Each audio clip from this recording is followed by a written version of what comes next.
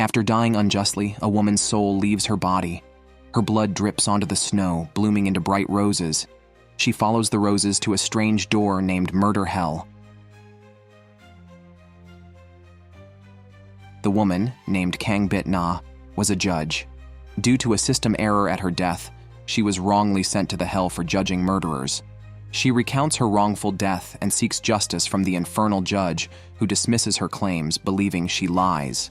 She faces severe punishment. Hell's ruler Baal reprimands the demon judge Justicia for wrongful killings.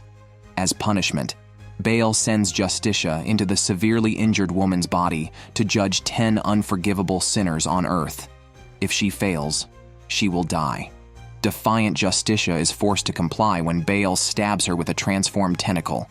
Blindfolded, she uses the demon's eye to see the woman's murder in a park. Understanding the situation, she picks up the woman's judge ID and enters her body, assuming her identity on Earth. Awakening from a stabbing, Kang Bit-na seems different. The court mandates a medical check where she confesses to being a demon in a human judge's body, only to be diagnosed with delusional disorder. She handles her first case differently, casually drinking cola and sitting relaxed on the judge's bench. She listens to Officer Han Da-on describe a scene where he subdued a violent suspect with a knife. The suspect, lightly fined and released, sues Han Da-on for injuring his hand while disarming him. The prosecutor confirms the injury, claiming it prevents proper dining. Kang Bit-na suggests he could starve instead, shocking the courtroom. She defends Han Da-on's use of force against an armed suspect as normal. The prosecutor, influenced by personal connections, accuses Han Da-on of excessive force. Kang Bit-na reveals the truth, pointing out the prosecutor's bias due to personal connections. Han Da-on is acquitted, grateful to Kang Bit-na. Exiting the court, Kang Bit-na is questioned by children about justice. She declares that the world's true terror isn't hell but humanity itself, proclaiming that justice is dead. Han Da-on, shocked yet thankful, offers his card for future contact, which Kang Bit-na memorizes instantly. She returned the business card, stuffing her taken-off judge's robe into Han Da-on's hands to send back to her office. Kang Bit-na went to a church and found a woman named Cha Min-jong, who had often been harshly treated by her boyfriend after falling in love. Han Da-on, who was handling her case, had advised Cha Min-jong to sue her boyfriend, but she was repeatedly threatened and feared for her life, leading her to issue a letter of forgiveness out of fear.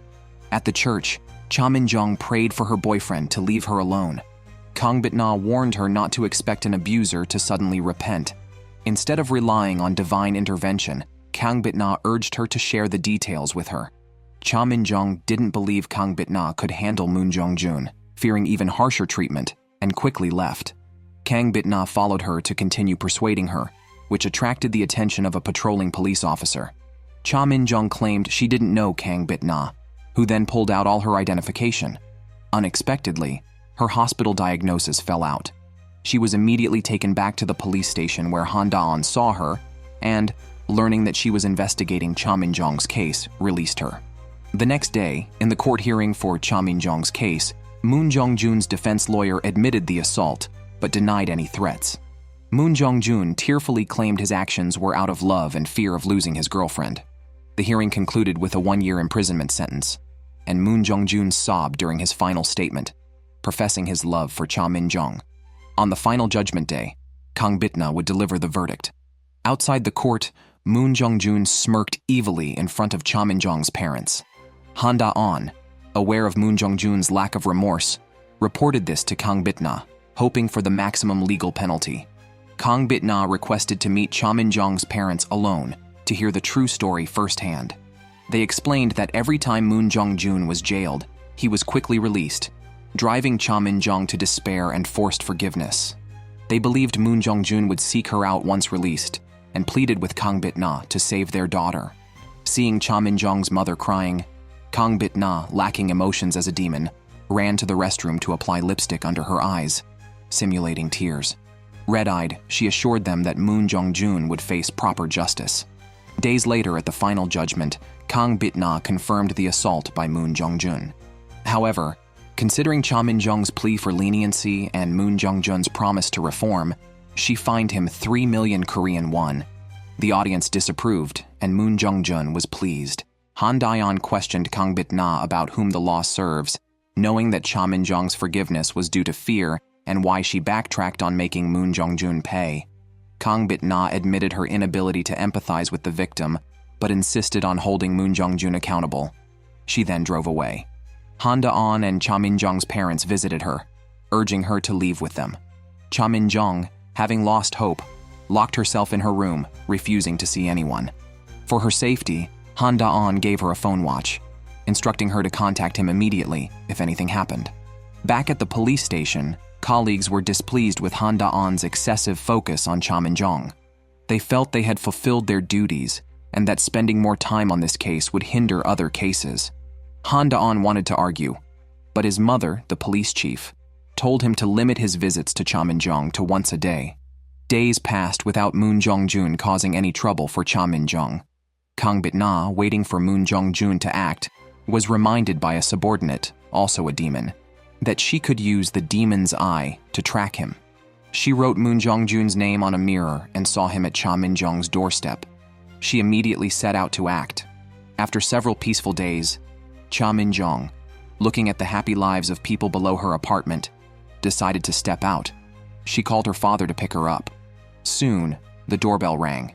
Cha Min-jong, cautious, asked who it was, but the visitor had covered the video intercom with tape, leaving only voice function. The person claimed to be Han Da-on's police colleague delivering something. Cha Min-jong opened the door to find Moon Jong-jun standing outside. After Moon Jong-jun left, he encountered Kang Bit-na in the alley. She indicated she had something to discuss and beckoned him over. Suspicious, Moon Jong-jun approached. Kang Bit-na, with a blade hidden behind her back and a hellish glow in her eyes, was ready to send this unforgivable sinner to hell. At the critical moment, Han Da-on arrived, disrupting her plan. Meanwhile, Cha Min-jong's parents had reached their daughter's place and saved her.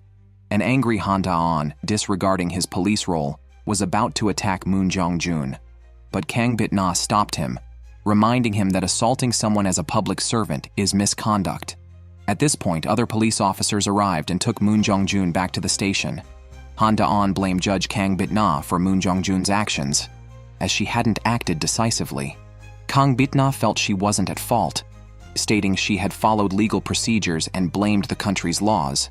Han Da-on pressured Moon Jong-jun to confess, but Moon Jong-jun claimed Cha Min-jong had allowed him into her room willingly, and that their conflict was just a normal couple's quarrel, which made it hard to convict him. The police had to release him. To protect Cha Min-jong, Han Da-on and his mother applied for a warrant to arrest Moon Jong-jun, but Kang Bit-na dismissed it without reason. Han Da-on had no choice but to closely monitor Moon Jong-jun and provided Cha Min-jong's family with phone watches to contact him immediately if anything unusual happened. But as soon as he left, Moon Jong-jun came downstairs, smeared the peephole, and attempted to break in to seek revenge on Cha Min-jong's family. At a crucial moment, Moon Jong-jun received a text message, read it, and left. When Han Da-on knocked on Cha Min-jong's door again, the family could not see who it was through the peephole and thought it was another trick by Moon Jong-jun. To protect his wife and daughter, Cha Min-jong's father, armed with a knife, rushed out ready to fight to the death. Only when he recognized Han Da-on did he collapse on the ground crying. Han Da-on entered the room to talk with the family and received a call from a colleague informing him of Moon Jong-jun's death 12 hours earlier. Moon Jong-jun had tried to force his way into Cha Min-jong's home when he unexpectedly received a message from Cha Min-jong asking not to involve her parents and proposing to meet him alone. Moon Jong-jun arrived at the agreed location and took out a hammer he was carrying. He called out for Cha Min-jong. Instead of Cha Min-jong, Kang Bit-na came down the stairs. Kang Bit-na informed Moon Jong-jun that the real trial was now starting. She questioned if Moon Jong-jun admitted to attempting to kill Cha Min-jong. Moon Jong-jun argued that Cha Min-jong was not dead and was willing to forgive him. Kang Bit-na believed that his crime against Cha Min-jong was psychological harm. Cha Min-jong would suffer for life, which was no different from murder.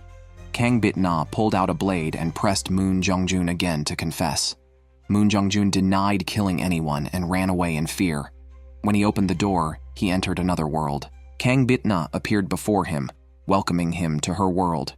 She told him that everything he had done would now befall him, as per the rules of hell. Moon Jong-jun was enchanted by Kang Bit-na's hellish gaze, and they became a couple. Moon Jong-jun told Kang Bit-na he couldn't finish the salad on the table. Suddenly, Kang Bit-na angrily stuffed the salad into his mouth and slapped him hard. Moon Jong-jun wanted to leave, but Kang Bit-na knelt and pleaded, claiming her actions were out of love. Frightened by her behavior, Moon Jong-jun suggested breaking up. Kang Bit-na slapped him, knocking him to the ground. Moon Jong-jun tried to fight back but was beaten up by Kang Bit-na. She picked up a baseball bat and reminded Moon Jong-jun that this was just the beginning before smashing it into his face. Terrified, Moon Jong-jun hid in a room and called the police for help. Kang Bit-na was taken to the police station, but warned him they would meet soon. Days later, Moon Jong-jun returned home and found Kang Bit-na there. He questioned how she found his new home and attempted to call the police with his watch. Kang Bit-na threatened him, claiming even if she went to jail, it would be brief, and she would kill him when released. She punched Moon Jong-jun in the face, saying that was the price for calling the police.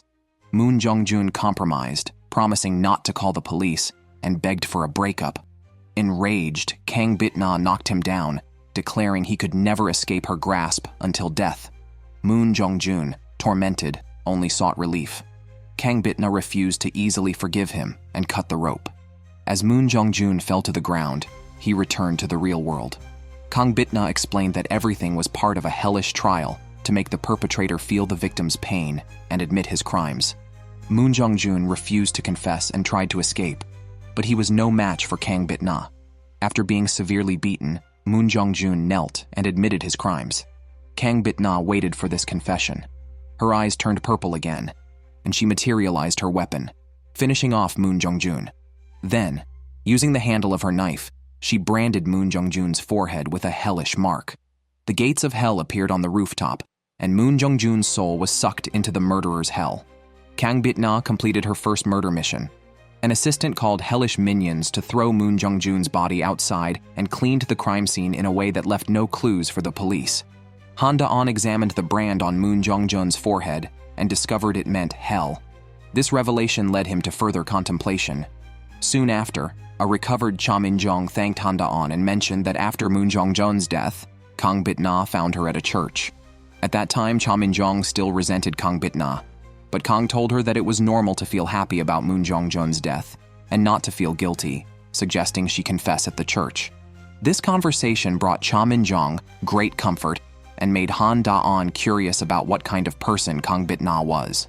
Meanwhile, Kang Bit-na was reprimanded by the dean for only fining Moon Jong-jun 3 million won before releasing him. The dean also criticized her appearance, hair, makeup, and clothes, which did not meet the standards. The dean remarked that she would have been exiled to the countryside if not for the support of Assemblyman Young. Unaware of who Assemblyman Young was, her colleagues thought she had lost her memory in an accident and informed her that her engagement to Young's eldest son was called off. Kang Bit-na was indifferent about the broken engagement as she had 9 more murder missions to complete quickly. Her assistant suggested that she could cozy up to Han Da-on to get information since the list of fugitives was with the police. Kang Bit-na rushed to the police station, falsely claiming to be Han Da-on's girlfriend to get his address. During their conversation, she probed Han Da-on about the fugitives. Han Da-on stated it was confidential work information. Kang Bit-na then started to get Han Da-on drunk to loosen his tongue. Once he was intoxicated, she tried again to get the list of unarrested murderers, noting it would be great if she could complete all 9. Han Da-on asked her to keep it secret, then revealed his own name, admitting he was a murderer who had killed 3 people, and he could still recall the smell of blood. Kang Bit-na thought he was just drunk and rambling. After all, how could a murderer become a policeman? Han Da-on replied that he was very young at the time. Realizing he was serious, Kang Bit-na asked if the victims' families had forgiven him. Han Da-on recalled that they never forgave him and prayed for his damnation after death. Realizing her second target was close by, Kang Bit-na couldn't help but smile and pressed Han Da-on to admit his crimes. Han Da-on confessed to his murders. Kang Bit-na further inquired if she could meet with the victims' families. Han Da-on responded that one of the family members was sitting right next to her, possibly referring to himself. Kang Bit-na didn't grasp the meaning of his words and tried to wake the drunk Han Da-on, only to see tears in his eyes. The next day, when Han Da-on woke up, Kang Bit-na asked if what he said the previous day was true. Without much thought, Han Da-on asked her to keep it secret, but Kang Bit-na produced a blade and stabbed him.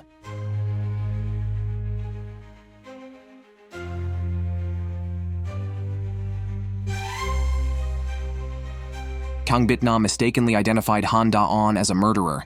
In order to achieve her goals quickly, she stabbed Han Da-on to death. While she celebrated completing her task, many spiders suddenly appeared on the floor and a strong wind blew. The ruler of hell, Baal, appeared and scolded her for wrongly judging an innocent person. He declared that Han Da-on would be resurrected, and her punishment would now double from killing 10 sinners to 20. Non-compliance meant death. After issuing his command, Baal left. The blood on Han Da-on quickly vanished, and he opened his eyes to check his wound, only to find no trace of injury on his abdomen. Han Da-on, shocked by his resurrection, demanded to know who Kang Bit-na really was. Kang Bit-na willingly let herself be arrested.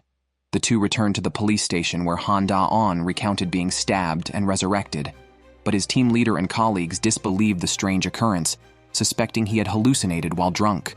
Furthermore, they questioned why Kang Bit-na would handcuff herself if she had committed murder. Taking advantage of the situation, Kang Bit-na claimed innocence, suggesting that Han Da-on enjoyed such scenarios. The team leader ordered Kang Bit-na's handcuffs removed and requested she not hold Han Da-on accountable. Pretending to be magnanimous, Kang Bit-na advised Han Da-on to avoid getting drunk, turning the victim into the perpetrator. Han Da-on felt deeply wronged while Kang Bit-na confidently left the police station. Complaining to her assistant, Kang Bit-na lamented the difficulty of killing 20 criminals in a year, blaming her assistant for the bad idea of targeting Han Da-on. They discussed their next steps. Suddenly, a waiter revealed his identity as the real Kang Bit-na, who had been wrongly judged due to a work mishap, and was also punished by Baal to assist Kang Bit-na on Earth.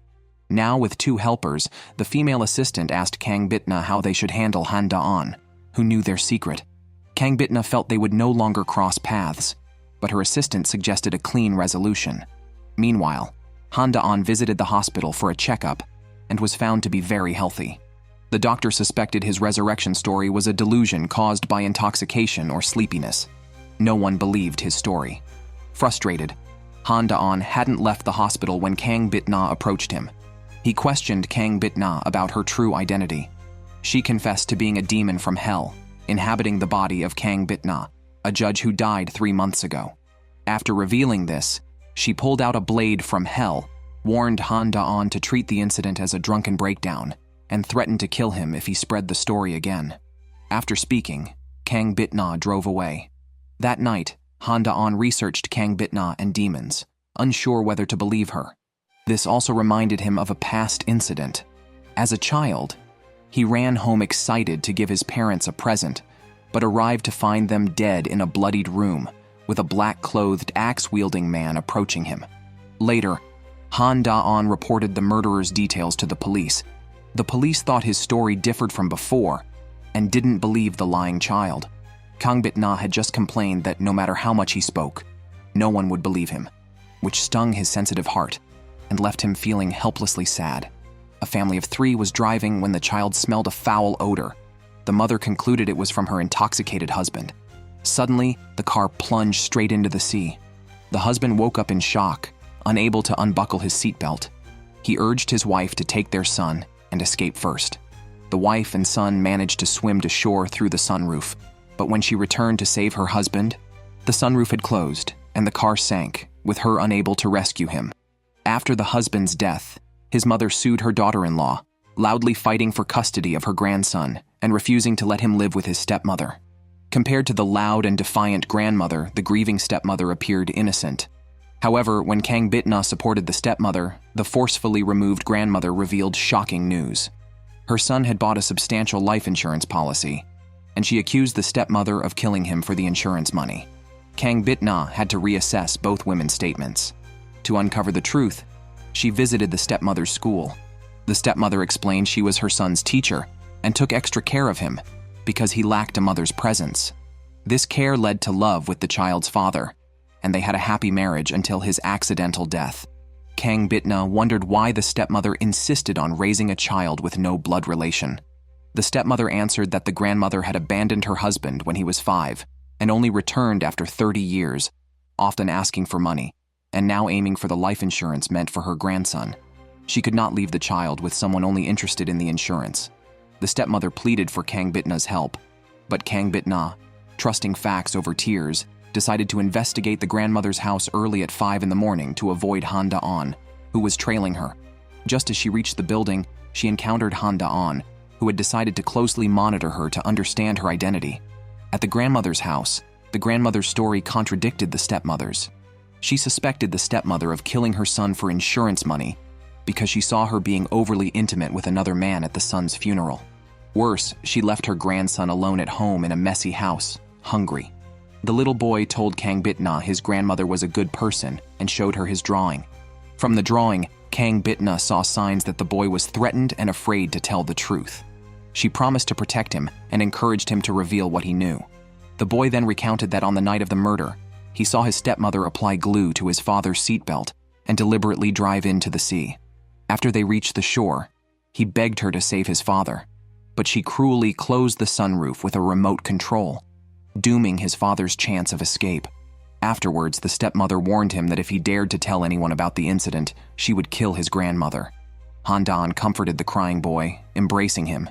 He worried that no one would believe the boy's testimony and that they wouldn't be able to convict the stepmother, just as the police had not believed his testimony years ago.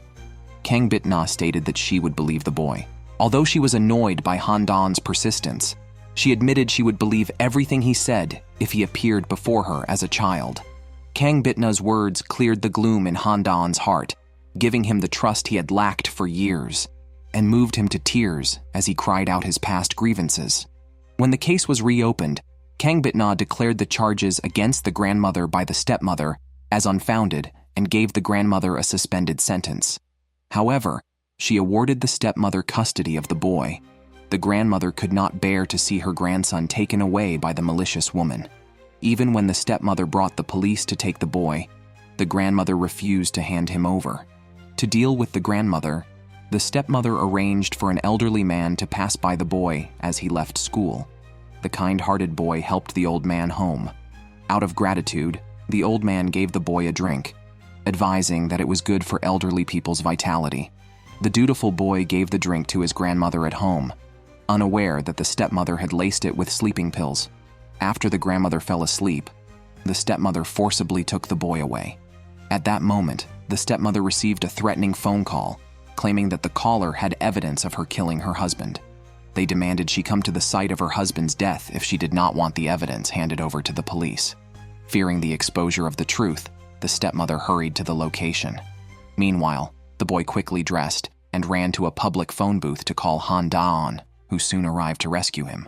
Meanwhile, at the seaside, the stepmother saw a car drive up from the water and stop in front of her. Kang Bit-na emerged from the car and confronted the stepmother with a blade, demanding she admit to killing her husband. The stepmother tried to argue, but Kang Bit-na slapped her, demanding she confess what she had applied to the seatbelt. Still defiant, the stepmother denied everything, prompting Kang Bit-na to slap her again, throwing her several meters away and lifting her into the air. Choking, the stepmother finally admitted she had used a water-soluble adhesive on the seatbelt. Kang Bit-na got her answer and threw the stepmother forcefully. Opening her eyes, the stepmother found herself in a car, facing the same scenario as her husband's death. As the car sank, she screamed in terror, unable to open her glued seatbelt, while Kang Bit-na intentionally closed the sunroof. Like her husband, she frantically looked for an exit, but ultimately suffocated and drowned like her husband had. When the stepmother opened her eyes again, she realized she hadn't died, but had come up from the water to the ground. She desperately begged Kang Bit-na to spare her. Kang Bit-na questioned her again about the murder of her former husband. The stepmother tried to argue that her husband's death was an accident. Kang Bit-na threw her against a vending machine, demanding she reveal the entire truth about killing her former husband and the boy's father. The stepmother admitted she married her old husband for money. Seeing her ex-husband every day disgusted her.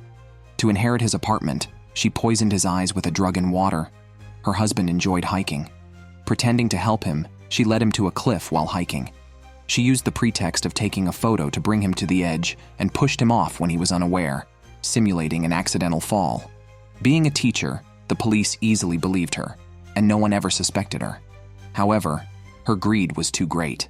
After securing the apartment and insurance money, she felt it wasn't enough and targeted her current husband, easily becoming the boy's stepmother due to her status as a teacher. She felt guilty and intended to take good care of the child, but she was too cruel and never showed him any maternal love. Kang Bit-na couldn't stand listening anymore and pinned her against a vending machine, beating her up. Then she activated Hell's Eye, allowing the stepmother to enter her world. Kang Bit-na took the stepmother to the mountain where she had killed her ex-husband. After making her experience the fear of near death, she let go, pushing the stepmother off the cliff. The stepmother woke up in bed. Kang Bit-na didn't give her a chance to react and smothered her with a pillow, making it hard for her to breathe. Finally, Kang Bit-na forced her to drink a liquid that blinded her, making her experience what she did to her ex-husband. After all the punishments, Kang Bit-na ended the stepmother's life with a blade and marked her forehead with the Hell's brand. The vending machine transformed into a gateway to hell, and demons devoured the stepmother's soul. An assistant summoned Hell's minions to clean up and asked if they should leave the body in the street as before. This time, Kang Bit-na wanted something different and ordered the body be disposed of elsewhere. During the boy's case, Han Da-on saw Kang Bit-na's kindness. Although he still resented her, he decided not to bother her anymore. Both would perform their duties without interfering with each other. This was what Kang Bit-na wanted, but when Han Da-on actually did it, she found it boring. He was the only person she found interesting on Earth. Before returning to Hell, she wanted to maintain this amusement. To get Han Da-on to engage with her again, she consulted a colleague who suggested she might be in love. Interested in someone is the start of liking them. Kang Bit-na didn't understand what liking meant, but she suddenly remembered Han Da-on's tearful face, feeling something unusual. She didn't want to delve into whether demons have human emotions. To make Han Da-on approach her, she had the body thrown at the police station. The police quickly found the body with the same markings and fatal wound as the previous case. Han Da-on suspected Kang Bit-na, but had no proof. Kang Bit-na waited for him with her phone, but ended up meeting someone else. Assemblyman Young invited her to dinner at his home. Unable to refuse, she attended and ate without hesitation. Thinking of how Han Da-on kept investigating her origins, she couldn't help but ask about her parents and why she hadn't seen them since waking up 6 months ago. Assemblyman Young and others thought she had amnesia and had forgotten her past. They told her that her parents had emigrated to Argentina. Her brother had opened a Japanese restaurant there. Essentially, her parents had no relation to her anymore, and the distance meant there was no need to meet. Kang Bit-na was very happy. Assemblyman Young revealed why he had invited Kang Bit-na.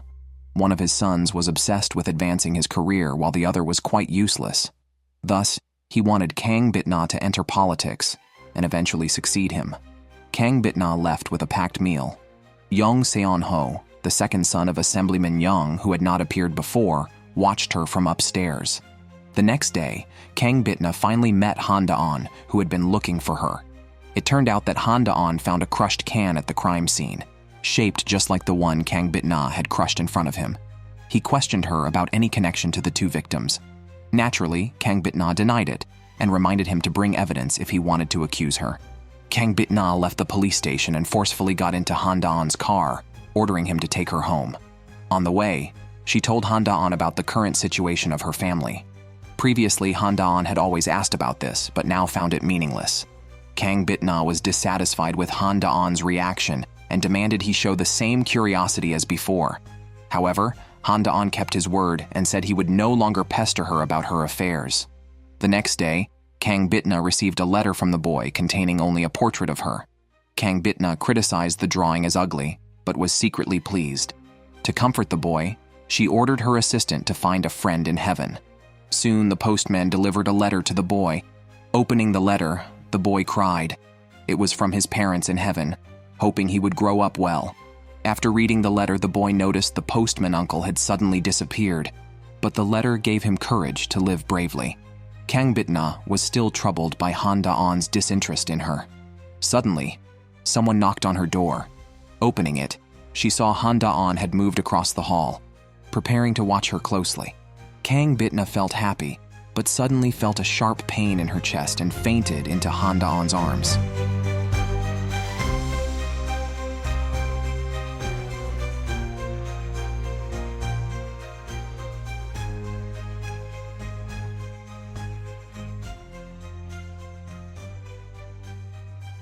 Kang Bit-na's heart raced and she fainted due to Han Da-on's arrival. Han Da-on quickly took her to the hospital. After examining her, the doctor confirmed that Kang Bit-na was very healthy. Kang Bit-na requested a re-examination, feeling her heart beating uncontrollably fast before she fainted. The doctor suggested that an external stimulus might have caused her symptoms and advised her to recall what happened before the fainting. Kang Bit-na remembered seeing Han Da-on appear at her door. At that time, she did not realize that her rapid heartbeat was a sign of falling for him. Han Da-on came to take Kang Bit-na home. At the doorstep, the neighbors, a mother and son, warmly welcomed them, but the cranky old grandmother was unfriendly towards Kang Bit-na. The first time she saw Han Da-on and Kang Bit-na together, the grandmother warned them that falling in love would lead to one of their deaths. Kang Bit-na dismissed the grandmother's conclusion as groundless. When they met again, their interaction was even less friendly. The grandmother told Kang Bit-na that she should lie in the morgue at the hospital. Kang Bit-na retorted that she would live healthily and taste spicy beef soup at the grandmother's funeral. Han Da-on predicted a fight and quickly pulled Kang Bit-na away. That night, Kang Bit-na pondered how to deal with Han Da-on and received a call from her female assistant, urging her to meet for an important matter. As Kang Bit-na stepped out, she noticed Han Da-on was following her. She managed to shake him off and met her assistant in the supermarket. The assistant mysteriously revealed that demons on Earth gather periodically to exchange information and track Satan, who escaped with the treasure from hell. Anyone who delivers Satan and the treasure to the ruler of hell would receive a substantial reward and no longer suffer on Earth. Kang Bit-na followed her advice and attended the gathering with her assistant. Han Da-on continued to follow Kang Bit-na and saw her entering a restaurant. He followed, but found no one at first. After searching, he located the room Kang Bit-na was in. Upon entering, he saw a group wielding various tools for cooking. The demon leader, wielding a knife, approached Han Da-on, demanding to know his identity and purpose. At a critical moment, Kang Bit-na falsely claimed Han Da-on was her driver. Dissatisfied with Kang Bit-na's arrogance, two assistants frantically gestured, revealing that Kang Bit-na was a notorious figure in hell. Recognizing this, the leader and all demons bowed in surprise to Kang Bit-na. Kang Bit-na took control of the situation and whispered to Han Da-on that everyone there was a demon and to leave immediately. Turning around, Han Da-on saw people telekinetically skewering meat and others slicing a melon into thin slices in midair. Kang Bit-na warned him again to leave if he did not want to die. Now, fully believing that everyone, including Kang Bit-na, was a demon, Han Da-on decided to stay and help. After the meal prep, they all went to deliver the lunches. A grateful old man hugged the leader and cried, causing the leader to shed a tear. Turning, he saw Han Da-on watching him. The president was very angry and threatened Han Da-on to keep his secret of crying as a trade-off. He gave Han Da-on a business card, telling him he could contact him if he needed help. Han Da-on immediately asked why the demon Tia was living as Judge Kang Bit-na and if she might be involved in murder. The president only told him to leave Judge Kang Bit-na immediately as the task was over. Kang Bit-na complained to the president that the event was both tiring and boring. Han Da-on, upon hearing this, reminded her to make her words as pretty as her face. Kang Bit-na's heart began to race uncontrollably again upon hearing this, and she quickly fled from Han Da-on.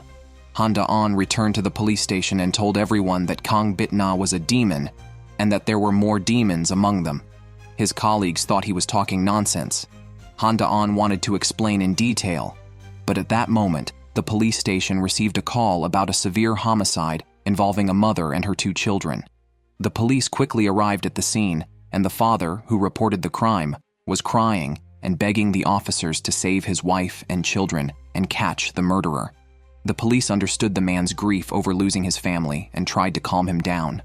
Unexpectedly, the man's crying suddenly stopped, and he revealed an evil smile, proclaiming himself to be the murderer.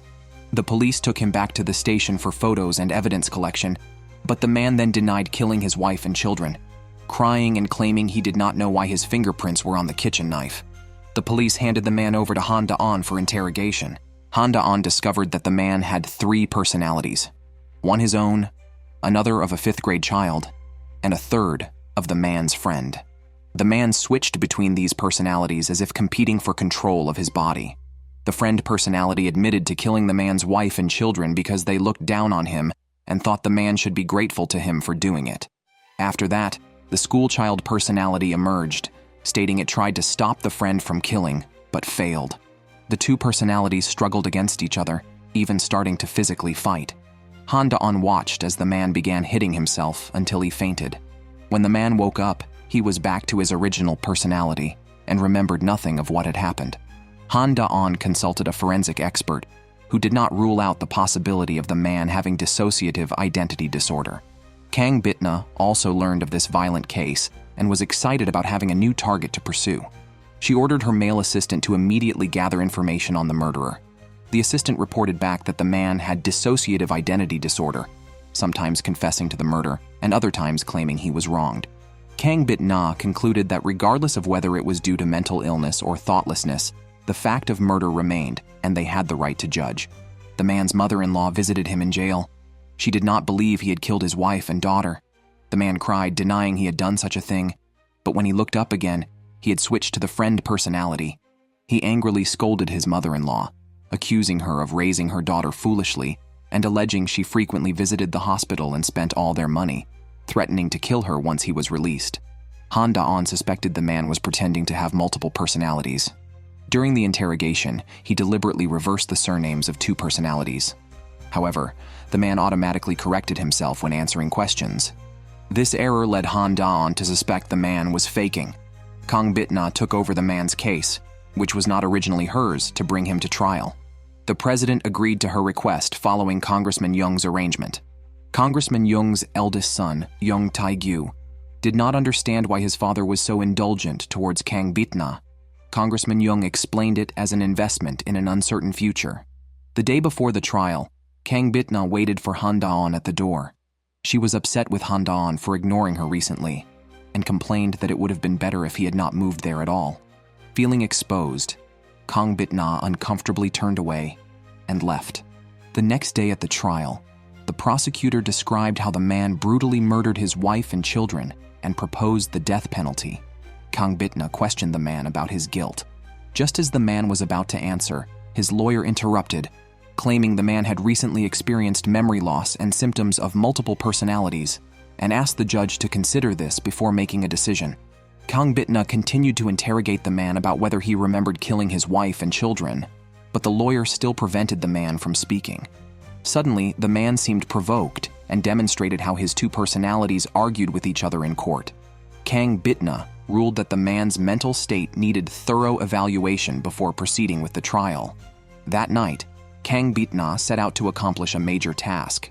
Her male assistant cautioned her against killing indiscriminately, warning that if she mistakenly killed someone like she did with Han-da-on, the ruler of hell would not spare them. Ignoring the obstacles, Kang Bit-na sneaked into the man's hospital room, her eyes glowing purple and a demonic blade appearing in her hand. At the critical moment, a hand grabbed her ankle. Looking down, she saw Han-da-on hiding under the bed.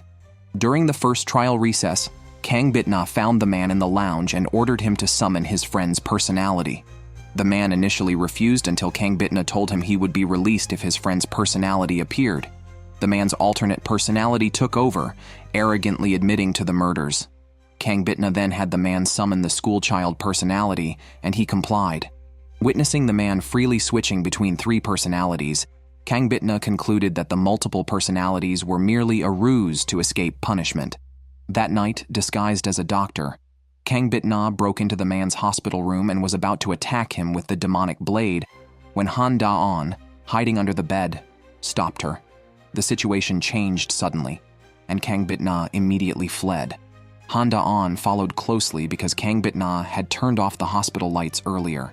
Han-da-on could not catch Kang Bit-na in the dark, allowing her to escape. Kang Bit-na returned home, where Han-da-on was waiting for her in the stairwell. He confronted her about her hospital visit and repeated exactly what she had said to the man in the hospital room. Kang Bit-na casually responded, challenging him to produce evidence of her guilt, otherwise, it was all just Han-da-on's speculation. At the second court session, Kang Bit-na allowed the man to make his final statement. The man cried, claiming he did not commit the murders and remembered nothing.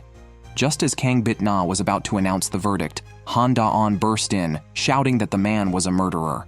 The police restored the son's cell phone found at the crime scene. The recordings on the phone proved the man was the murderer. Kang Bit-na was furious that Han Da-on had once again interfered with her plans. Citing the rule against admitting evidence not previously submitted, she ordered the guards to drag Han Da-on out. Han Da-on broke free from the guards and played the recording.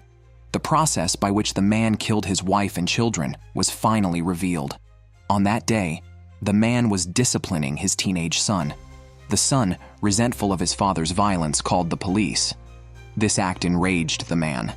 When his wife returned home and saw her son on the floor, she rushed over and called out to him. The man grabbed a hammer and brutally struck his wife on the head, killing her. The daughter, who was in the bedroom wearing headphones, heard noises from the living room and came out to check. She was also killed by the man. From start to finish, the man alone killed his wife and children without any multiple personalities. Han Da-on asked Kang Bit-na to admit the recording as evidence in the trial. Kang Bit-na decided to temporarily adjourn the court and went back to her office, where she angrily smashed a water glass, deeply resenting Han Da-on for meddling and hindering her mission. When court resumed, Kang Bit-na questioned the man about his poor treatment of his wife. It turned out the man was often irritable, frequently abusing his wife verbally, and worse, over trivial matters. The man weakly argued that he had always lived for his family. Kang Bit-na approached him, demanding he speak up. The man, attempting to avoid guilt, once again pretended to have split personalities, shifting between pretending to be a friend and returning to his real self, crying and apologizing. Kang Bit-na returned to the judge's seat and announced the final verdict. The man was found guilty of killing his wife and 3 children.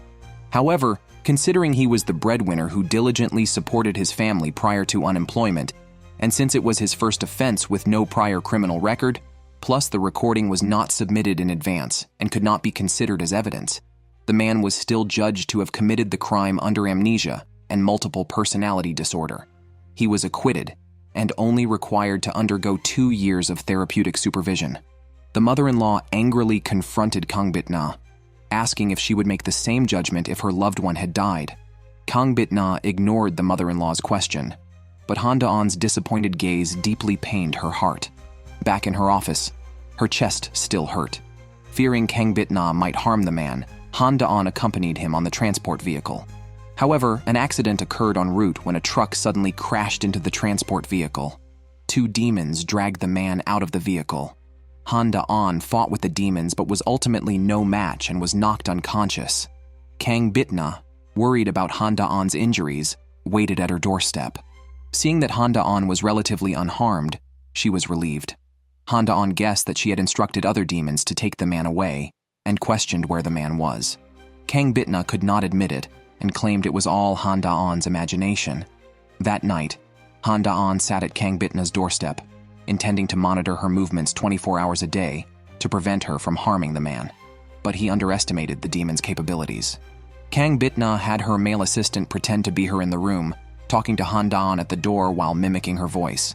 Meanwhile, she went to a prearranged place to conduct a demonic trial on the man. The man saw Kang Bit-na approaching with an axe and hid in the room behind him. However, Kang Bit-na also appeared in the classroom and stabbed him with a knife, using a child's tone, as revenge for his pretending to be a child personality. The man desperately escaped but found no wounds on his hands outside. Kang Bit-na caught up again, and the man hurried into an elevator. There, Kang Bit-na mimicked how the man had treated his wife, beating him until he begged for mercy. He ran again, ending up in his own home where Kang Bit-na hit his head with a hammer. The man tried to fight back, but Kang Bit-na threw him over her shoulder onto the ground. She vowed to return the 21 stabs he inflicted on his wife and children.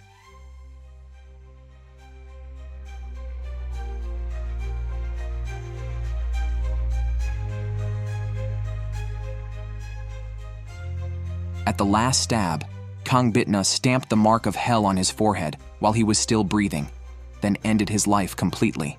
The gates of hell opened, and demons consumed his soul, concluding his trial. Han Da-on had watched all night and saw Kang Bit-na leaving her house in the morning. He relaxed, but then received a call from a colleague. The man was dead, his body dumped on the streets just like previous victims, and purposely placed in front of the police station. Han Da-on suspected Kang Bit-na and contacted the demon president who had given him a card, only to find out the president was dead. The president had given Han-da-on the card hoping he would keep his tears a secret, but the female assistant, who besides aiding Kang Bit-na was tasked with overseeing the demons, heard their conversation. Once she found out the president had a human girlfriend, she threatened him with his girlfriend's life, leading him to vanish to protect his loved one. Han-da-on suspected Kang Bit-na was behind the president's death. He confronted her at the man's house, where the mother-in-law was crying over her daughter and grandchildren's photos, not feeling avenged by her son-in-law's death. She had hoped he would live to admit his crimes and repent to his deceased family. Hearing the cries, Kang Bit-na felt a sudden pain and guilt. Han-da-on questioned why she was there and why she killed the president, but Kang Bit-na knew nothing about the president's death. Disbelieving her, Han-da-on drove away, leaving Kang Bit-na distressed by the false accusations. Just then, the elder son of Congressman Young asked her not to involve his family anymore, revealing he was behind the demolition of her neighborhood. Understanding the connection, Kang Bit-na firmly stated she would not move. He ignored her stance, warning her to stay safe before leaving. Meanwhile, a single mother living in the same apartment as Kang Bit-na was suddenly abducted by men in black.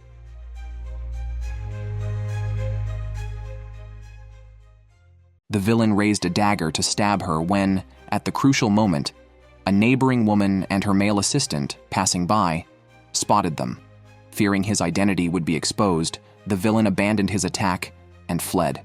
The single mother reported the incident to the police. It was dark, and the attacker wore a mask, so she couldn't see his face clearly. However, she vividly remembered the knife because it was distinctive. The team leader asked her to draw the knife, and upon seeing the familiar weapon, he was certain it was the same knife that had killed Han-da-on's parents 25 years ago. The perpetrator had resurfaced, and she was determined to catch him.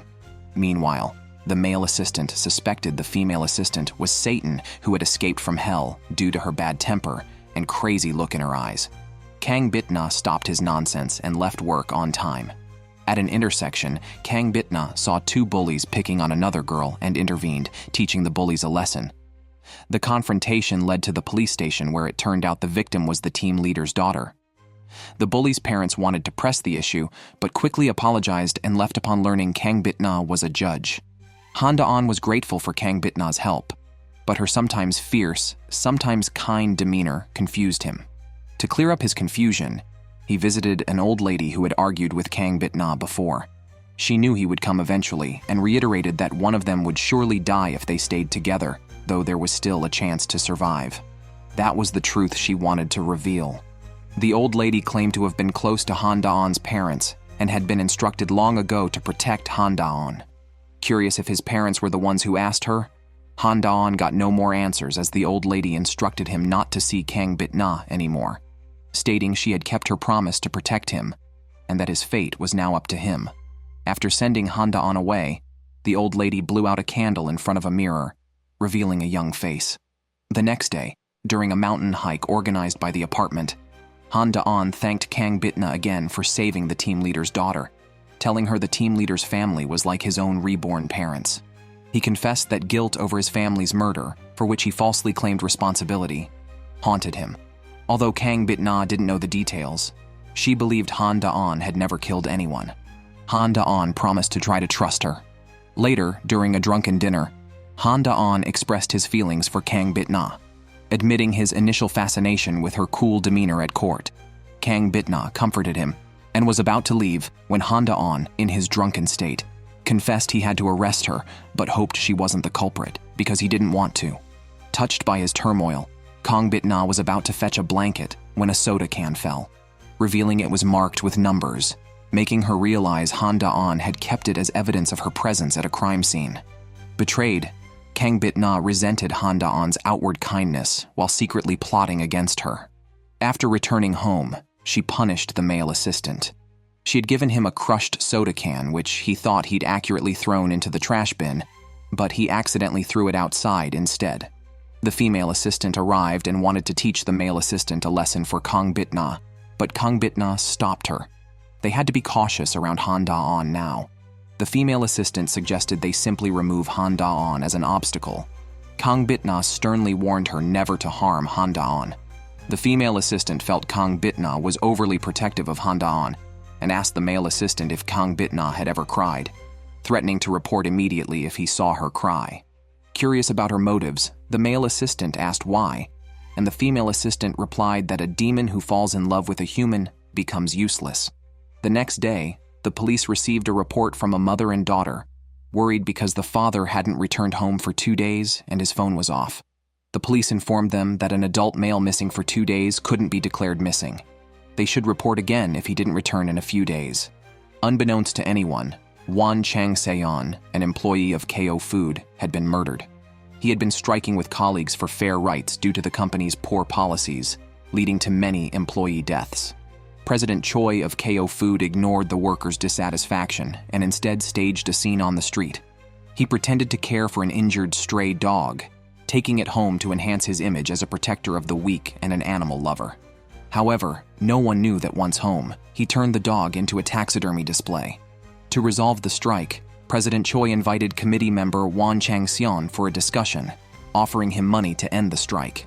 Won Chang-seon refused to compromise, and President Choi ordered his men to capture him. When Won Chang-seon awoke, he found himself at a golf course, begging President Choi to let him go. Instead, President Choi hit him with a golf club until he was severely weakened and let him leave. Won Chang-seon tried to escape despite his pain, but fell, dropping his voice recorder. A car then hit him directly. Disappointed after their failed report, Won Chang-seon's wife and daughter walked the streets. The devil mechanic, familiar with Won Chang-seon's family and sympathetic to his disappearance, went with another person to seek Kang Bit-na's help, showing her a photo of President Choi, the last person Won Chang-seon was seen with. At a dessert shop, Kang Bit-na wrote Won Chang-seon's name on the glass, but saw nothing, indicating he was dead. Meanwhile, someone found Won Chang-seon's body in the mountains. The police, upon finding his dropped voice recorder and hearing the recordings, summoned President Choi. He claimed his hitting Won Chang-seon was accidental and not murderous. Without concrete evidence, the police couldn't detain him.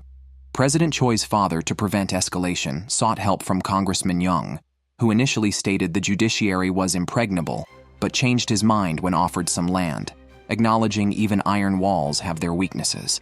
The police chief was pressured by the superintendent not to pursue the case further. The team leader refused to compromise and insisted on handing the case over to the prosecutors. However, Congressman Young had influence over the courts, and the chief judge ordered Kang Bit-na to quickly and superficially conclude the case. In court, Kang Bit-na followed protocol by allowing the prosecutor to present the case, but the prosecutor stood up and said nothing. Kang Bit-na questioned President Choi, presenting a recording as evidence, and asked if he admitted to killing Won Chang-seon. Relying on his protective connections, President Choi found various excuses to evade responsibility. Kang Bit-na did not press further and directly declared the trial over. Han Da-on approached Kang Bit-na, hoping she would meet with the victim's family to hear their side. Due to the soda can incident, Kang Bit-na was cold towards Han Da-on and declined his request. Nonetheless, as Han Da-on followed her and expressed that he could only think of her during such times, Kang Bit-na softened. Together, they went to see Won Chang-seon's body. Kang Bit-na placed her hand on Won Chang-seon's forehead and saw the entire process of his bullying and murder. However, she told Han Da-on that there were no signs of homicide. After leaving the morgue, they saw Han Da-on's colleague at a crossroad. That evening, the team leader and colleagues were staking out the apartment entrance to capture a killer who had reappeared after 25 years. The colleague left the car to buy something from a convenience store when the killer suddenly appeared. The team leader immediately gave chase. As they struggled, the killer slipped away, but found himself in a dead end. The team leader, having waited 25 years, was determined to avenge Han Da-on's family. When the colleague returned, he found the team leader was not in the car. Han Da-on had a bad feeling and ran into the alley to find the team leader, with Kang Bit-na following. They did not find the team leader, but saw fresh blood on the ground. The police chief was furious, yet ordered Han Da-on's team not to investigate the team leader's disappearance and to focus on their current cases. Han Da-on went to comfort the team leader's family. The team leader's husband gave him a copy of the documents related to Han Da-on's parents' case, which had expired. The team leader had made a copy, saying the culprit had reappeared. The team leader's husband wanted Han Da-on to know the team leader was fulfilling her promise and hoped Han Da-on would also remain committed to his duty. Returning home, Han Da-on met Kang Bit-na, who was leaving the house. She asked about the team leader's whereabouts. Han Da-on believed the team leader would return soon, but his pretended strength made Kang Bit-na uncomfortable. She considered using her demonic powers to find the team leader but gave up, thinking it was none of her business after recalling Han Da-on's belief that the team leader would return. She hesitated to ask about Han Da-on's recent condition, but then received a message from him, asking her to meet someone with him. They went to Wan Chang-seon's colleague's house. President Choi had claimed that Wan Chang-seon had a lot of gambling debts and used the strike as an excuse to extort money. Kang Bit-na asked if this was true.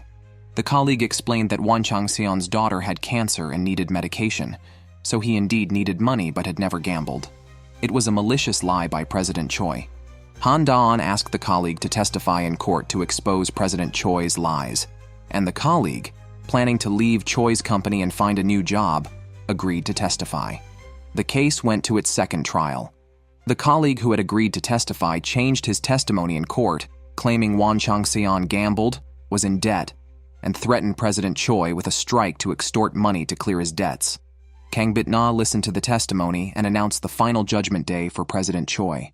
Her assistant handed her a document, revealing the sole survivor of a serial murder case from years ago was Han Da-on. Seeing Kang Bit-na's reaction, the assistant suspected she had feelings for Han Da-on. During the final hearing of President Choi's case, after considering all evidence and testimonies, Kang Bit-na sentenced President Choi to 1 year in prison with a 2-year suspended sentence. Wan Chang-seon's daughter, unable to accept the verdict, fainted while accusing Kang Bit-na, who felt sympathetic but was more disturbed by Han Da-on's disappointed look. It was the second time he looked at her that way, and it was harder for her to bear. Kang Bit-na couldn't let go of Han Da-on's look, which seemed to say she was inadequate.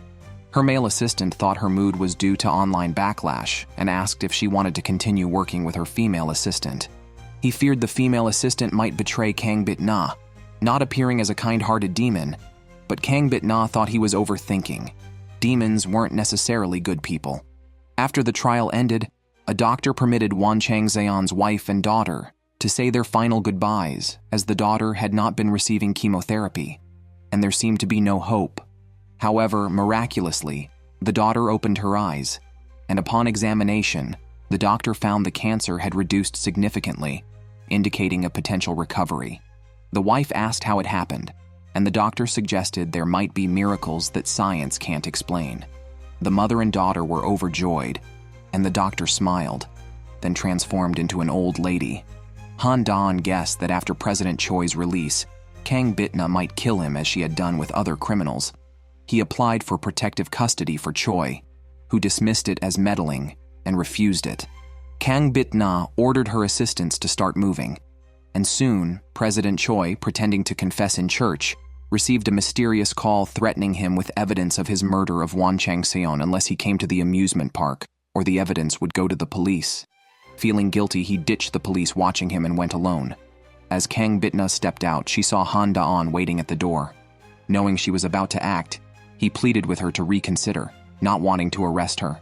Kang Bit-na asked Han Da-on about his thoughts on the serial killer who brutally murdered his family, and whether he also wished to kill him immediately. Han Da-on admitted he wanted to find the killer but preferred legal justice over murder. Kang Bit-na reminded him that the statute of limitations had expired, and the killer couldn't face legal punishment.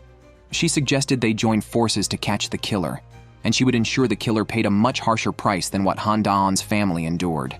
Han Da-on steadfastly refused to comply, adhering to his police duties. Seeing this, Kang Bit-na stopped insisting. Just as she was about to leave, Han Da-on pulled her into an embrace. Kang Bit-na uncomfortably broke free from the hug. To mask her feelings, she sternly claimed the embrace was a farewell gift for Han Da-on. Meanwhile, President Choi, who had arrived at the amusement park, was drugged and knocked out by 2 assistants. When he woke up, he found himself on a golf course. Kang Bit-na didn't give him a chance to react, and began hitting him with golf balls until he was covered in bruises. President Choi desperately tried to escape, only to find a car chasing him down. By the time he realized he was in a deserted area, he was suspended from a tree by a rope. After struggling free, he fell into a coffin. Managing to crawl out of the coffin, he found himself back at the amusement park. Kang Bit-na allowed him to experience all the pain Wan Changxian had suffered before starting the real trial. With a snap of her fingers, two beasts from hell charged at President Choi.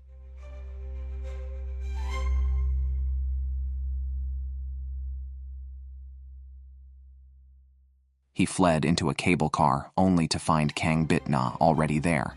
She beat him severely, demanding a confession. President Choi, kneeling, begged for mercy, and admitted to his unforgivable crimes against Wan Changxian. Kang Bit-na sentenced him to hellish repentance and ended his life with a blade, branding his forehead with a mark from hell. The gates of hell opened, and a demon took away President Choi's soul, concluding the trial.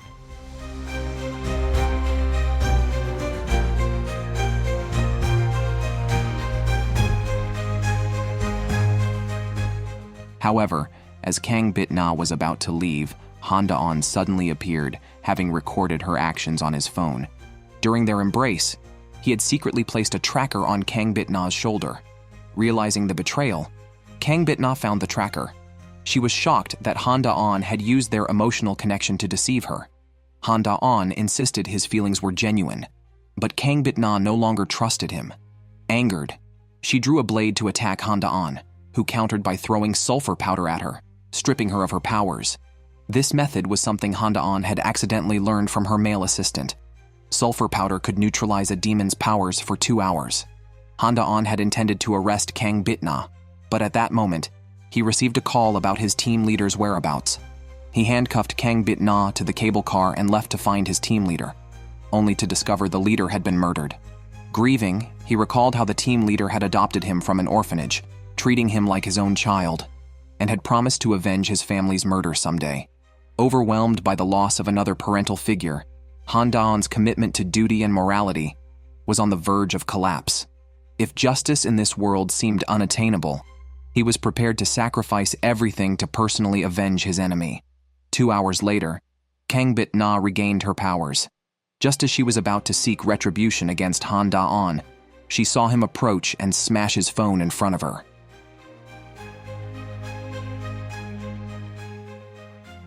Han Da-on handed her the broken phone, pleading with her to help him find the serial killer. Once the killer was dealt with, Kang Bit-na could kill him and send him to hell, a fate he was willing to accept. Moved by Han Da-on's tearful plea, Kang Bit-na reminded him to honor their agreement. Yet, as she was about to leave, a sudden pain in her chest and wetness at the corners of her eyes revealed that she, too, had started to cry.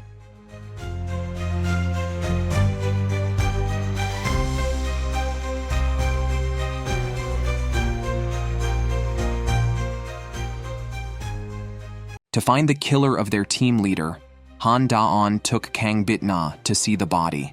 Kang Bit-na touched the leader's forehead, seeing the brutal murder unfold. Shocked by the killer's face, she did not reveal the identity to Han Da-on. At the team leader's memorial, Han Da-on, unable to contain his anger, tore up his prepared speech, vowing to personally kill the criminal. As Han Da-on screamed in agony, Kang Bit-na, moved by his emotion, cried, her tears mixing with the rain. A female assistant observing her couldn't distinguish between the rain and tears. To prove Kang Bit-na's love for Han Da-on, the assistant coerced a male assistant to spy on her, reporting any tears she shed. When he questioned her betrayal, she revealed a mark on her wrist, indicating that as a demon, she was to identify traitorous demons with human emotions. Confused about why she cried, Kang Bit-na suspected an eye problem and visited an ophthalmologist who found no issues and suggested considering the emotional context of her tears. Reflecting deeply, she realized that seeing Han Da-on's pain felt like a blow to her heart, diagnosing her feelings as compassion and love, a demon turning human. After the team leader's death, new leadership was appointed to continue investigations. A male officer, suspicious of Kang Bit-na since all acquitted suspects she judged died mysteriously, confronted Han Da-on, who defended her, arguing the diversity of cases she handled daily. Their argument led Han Da-on to angrily leave, with Young Moon-jae comforting him, seemingly to mend relations but actually probing his relationship with Kang Bit-na. Kang Bit-na, lacking appetite, was reminded by a colleague to eat well, especially when tired, making her worry about Han Da-on's eating habits. She invited him to a restaurant, feeding him in a human-like manner. When Han Da-on overheard a gossip about the team leader's death, he confronted the speaker. As someone tried to take a photo, Kang Bit-na, fearing legal repercussions for Han Da-on, smashed the phone and pulled him away, her actions irrational yet protective. Kang Bit-na, reminding herself to control her impulses, missed the female assistant who interpreted their actions as a date.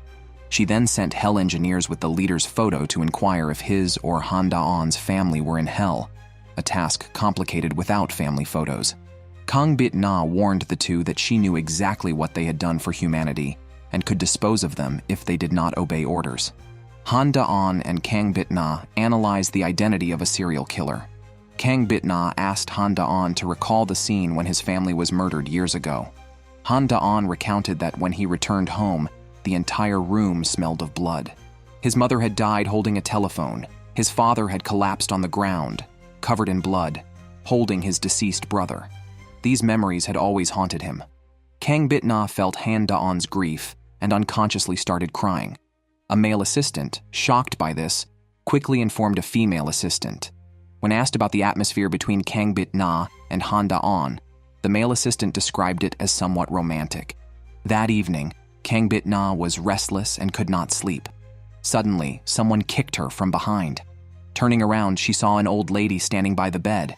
Kang Bit-na chased after her, only to encounter the old lady again, warning her not to move. She climbed a ladder to confront her, but at that moment, the old lady transformed, glowing with light and growing large wings, turning into a handsome young man who flew down. Kang Bit-na drew a blade and demanded the young man reveal his name. With a gentle action, he disarmed her. The young man introduced himself as Gabriel, an angel sent to protect the good and the poor, having come to earth in the name of God. Gabriel had taken on various identities to help those in need. As a police officer, he had been part of the investigation into the murder of Han Da-on's family. He had heard the soul of Han Da-on's mother praying for her son's protection, and had ensured Han Da-on was adopted by the team leader. Gabriel could only protect the innocent and the pitiful, and since Han Da-on had decided to kill, Gabriel could no longer protect him. Now only Kang Bit-na could protect Han Da-on. Gabriel had prophesied that one of them would die, a prophecy that never failed. Whether to protect Han Da-on was Kang Bit-na's choice. Kang Bit-na was very conflicted and unsure whether to believe Gabriel's words. Meanwhile, in an apartment, a big sister was taking care of a child for a single mother.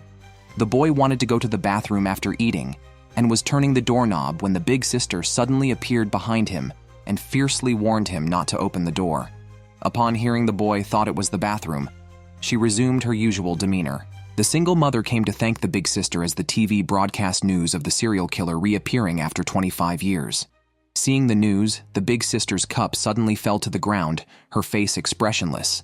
The next day, Jung Seon-ho, the second son of Congressman Jung, was speeding in his car. Gabriel, concerned about students crossing the road, deliberately scattered cardboard on the ground to slow them down. Jung Seon-ho's car did not harm any students but collided with another vehicle. He was arrested for traffic safety offenses. Congressman Jung immediately summoned Kang Bit-na, asking her to declare his son not guilty. Kang Bit-na directly stated that Jung Seon-ho would receive a 4-year suspended sentence. Congressman Jung was pleased, recognizing Kang Bit-na's intelligence without needing further explanation. During the trial of Jung Seon-ho, he admitted to his crimes. Kang Bit-na approached him, asking him to look into her eyes. In that moment of eye contact, she questioned him about committing murder.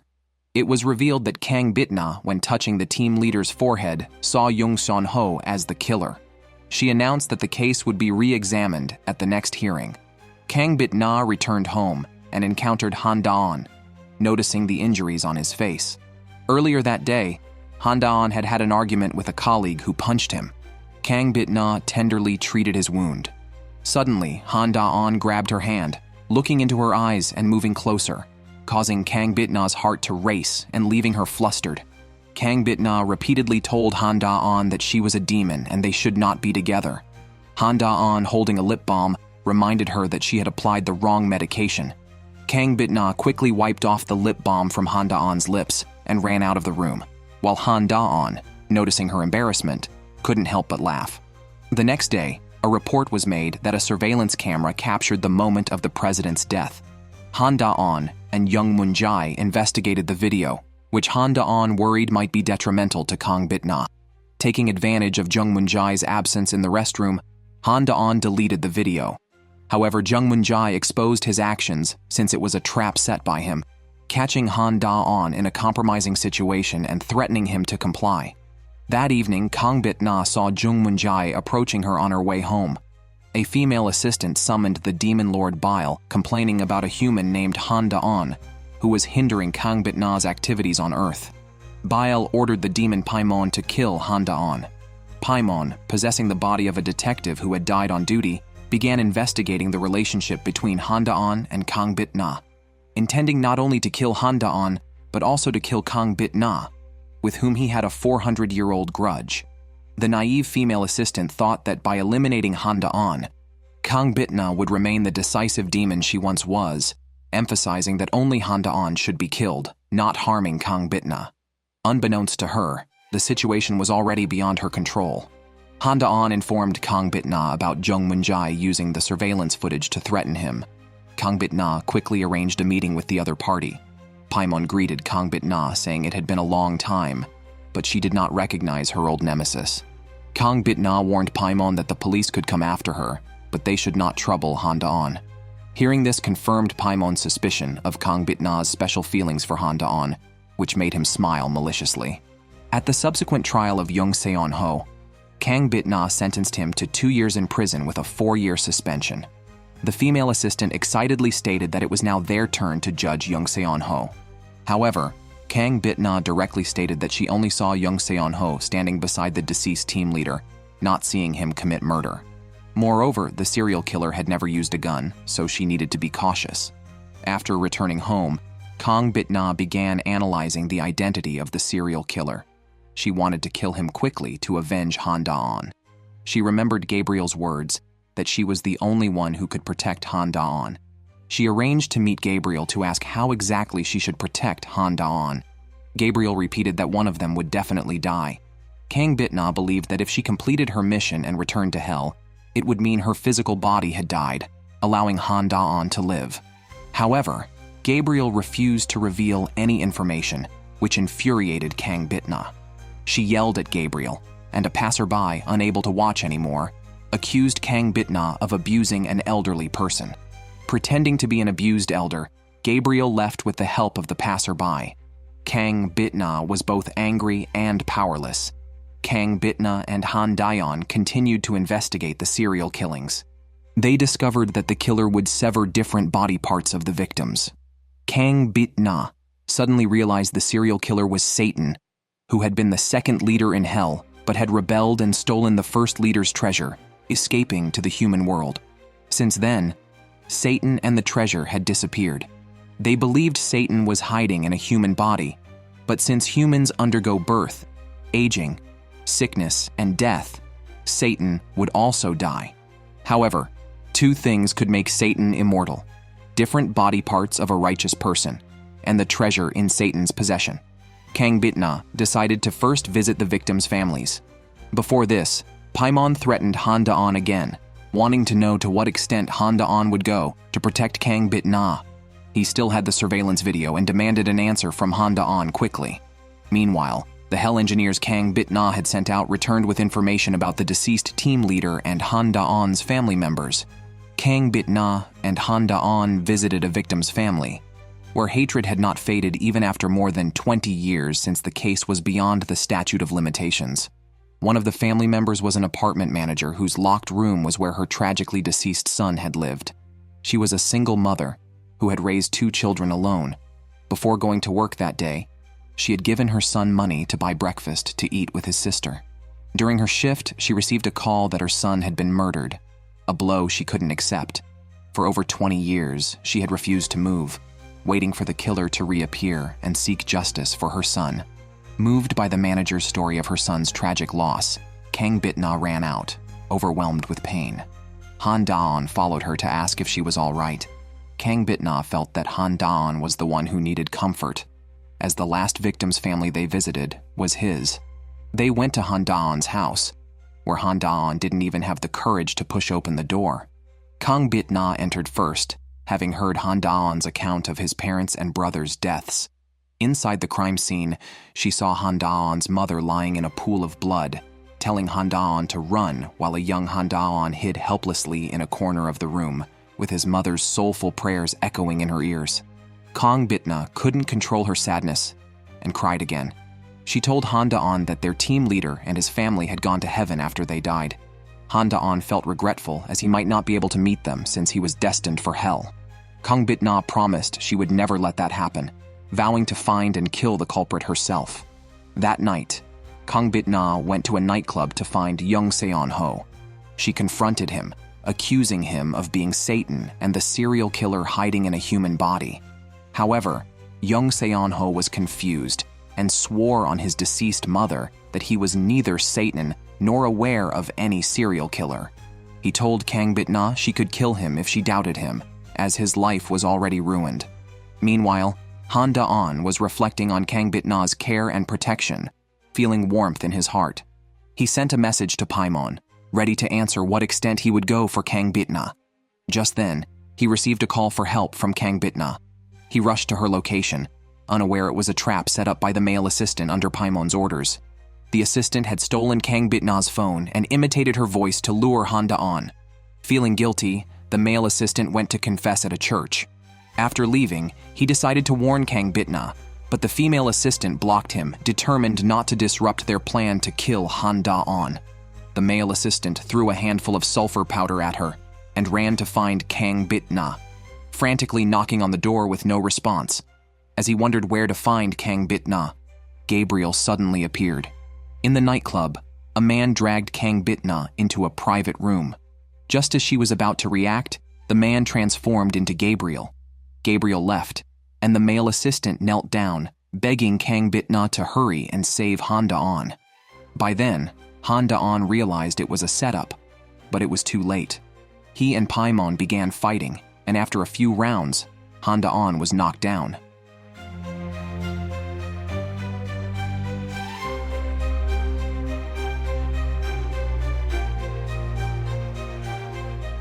Just as Paimon was about to kill him with a weapon, Kang Bit-na arrived in time and threw Paimon out. Assuring that Han Da-on was safe, Kang Bit-na told him to stay put while she dealt with Paimon. Despite 400 years, Paimon was no match for Kang Bit-na and was beaten helplessly on the ground.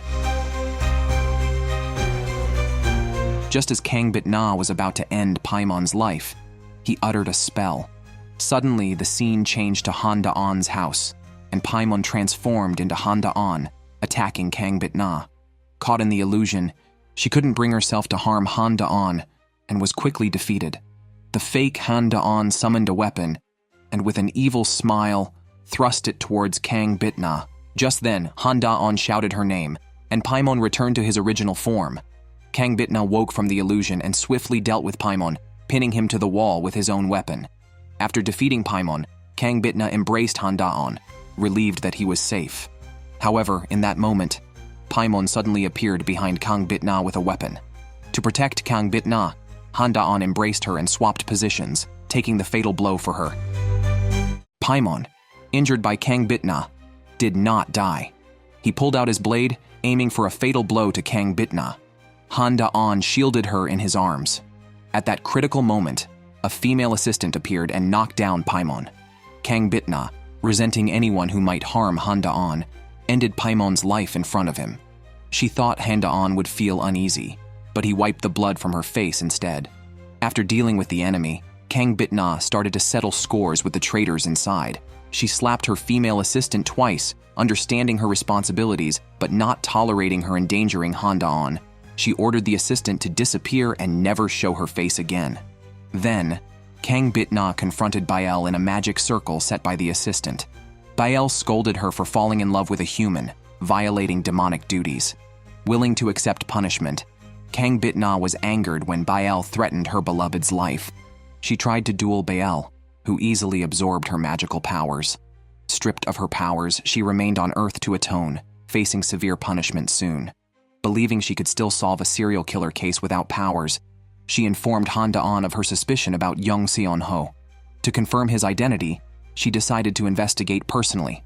The next day, dressed up and bearing gifts, Kang Bit-na visited Congressman Young's house, proposing a marriage alliance with the Young family. Jung Tae-gyu was about to object when Kang Bit-na revealed her intended was Jung Seon-ho. The congressman happily agreed to proceed with the marriage proposal. Sensing her ulterior motives, Jung Seon-ho angrily left the room. Kang Bit-na followed him under the pretext of using the restroom and saw him leaving a secret chamber. Jung Seon-ho warned her, and she mocked his appearance, saying it disgusted her. Meanwhile, Han Da-on's colleagues investigated whether Kang Bit-na was the murderer. Their investigation linked the attempt on her life to Congressman Young's family. A male officer suggested Han Da-on consult with a professor at the university hospital, who had been Kang Bit-na's psychiatrist during her hospitalization and could know why she was admitted. Han Da-on quickly met with the professor, who recalled a suspicious man outside her room, possibly intending harm. The professor identified the man as Jung Seon-ho from a photo. Han Da-on shared this with Kang Bit-na, suspecting Jung Seon-ho was the serial killer. Kang Bit-na remained skeptical. If Jung Seon-ho were the murderer, he would have dismembered her like his previous victims. They decided to be more cautious. Han Da-on complained about the need for evidence not justifying marriage to Jung Seon-ho, which he disliked. Amused by his reaction, Kang Bit-na cheered up Han Da-on by going on a date, wearing matching outfits, and taking photo booth pictures, enjoying a delightful day like any other couple. The next day, Kang Bit-na encountered her despondent neighbor walking in the rain, fainted after she offered her an umbrella. Kang Bit-na took her home, caring for her in a human-like manner. After waking up, the elder sister tearfully begged Kang Bit-na to find the serial killer and seek justice for her son. Kang Bit-na's eyes reddened involuntarily. After returning, she made a bold decision to break into the Jung residence to find evidence. A male assistant tried to stop her. Now, without any magical powers, she was just an ordinary human. It would be easy for Jung's people to target her. Kang Bit-na was resolved. She could imagine Han Da-on had also once helplessly wept like the elder sister. To give all the victims' families an explanation, she had to do this. Before leaving, she instructed the male assistant to keep the female assistant away from Han Da-on while she was away. Kang Bit-na had arranged to play ball with Congressman Young. While Congressman Young and Jung Tae-gyu waited for her at the court, she went to Young's house. She found a reason to send the nanny away and then went upstairs to open a hidden room. The room was spacious, and a painting on the wall caught her attention, but she didn't think much of it, and continued inside to another room. She searched for suspicious items but found nothing. When she came out, she eerily noticed that the candles in the painting had been extinguished. Touching the painting, it suddenly turned into a door. Kang Bit-na entered through the door and was shocked to see various parts of victims' bodies displayed on the wall.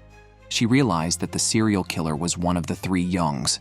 She quickly restored everything and exited, but as she opened the door, she saw someone wielding a stick at her.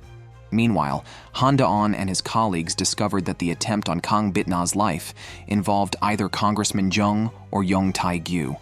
Han Da-on tried to contact her but couldn't reach her. Worried, he called the male assistant and learned that Kang Bit-na had entered Jung's house alone and had lost her powers. Han Da-on rushed to rescue her.